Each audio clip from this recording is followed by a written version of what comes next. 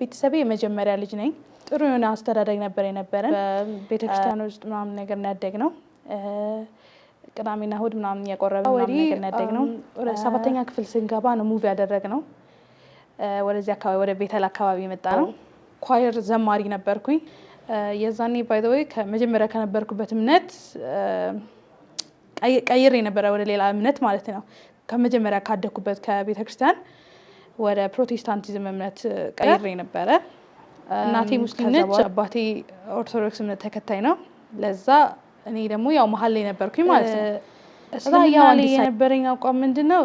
ያው ማየትም አልፈልግም ነበረ። ማለትም ሴቶች የሚጨቆኑበት ሃይማኖት ነው ምናምን የሚለው ማስተሳሰብ አለ። በዛ ምክንያት በጣም ነበር የጠላሁት። እነዚህ ሂጃብ መልበስ፣ ኒቃብ መልበስ ምናምን ነገር ይሄ መጨቆን ነው ብዬ ነበር የማስበው።